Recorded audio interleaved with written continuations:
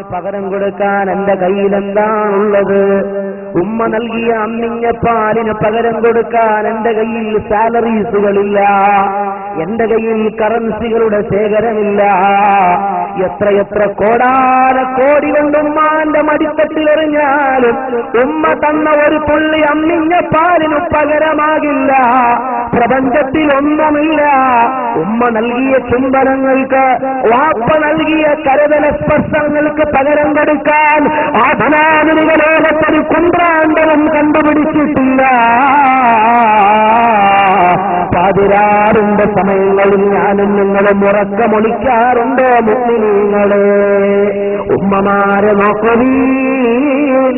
ഞാൻ എന്റെ കുഞ്ഞുനാളിൽ പാതിരാത്രിയുടെ ഏതോ യാമത്തിനുണർന്ന് കരഞ്ഞപ്പോൾ എന്റെ കരളിന്റെ കരളായ ഉമ്മ എന്നെ വാരിയെടുത്ത് ഉറക്കമൊളുത്ത് പാതിരാത്രി മുഴുവനും താരാട്ട് പാടി എന്നെ ഉറക്കിയില്ലയോ?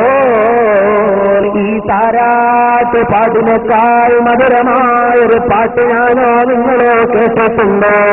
ഉമ്മ തന്ന അമ്മിഞ്ഞ പാലിന്റെ മധുരത്തെ പോലെ മധുരമുള്ളൊരു പാനീയം ഞാനും നിങ്ങളും കുടിച്ചിട്ടുണ്ടോ?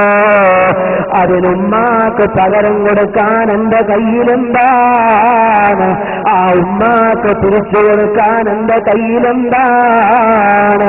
ആരംഭപ്പൂവായ ഹബീബ് പറഞ്ഞത് കണ്ടോ?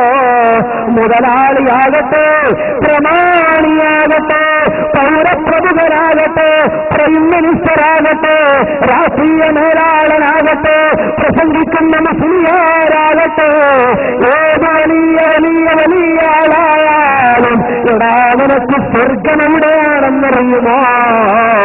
നിനക്ക് സുവനം എവിടെയാണെന്നറിയുമോ?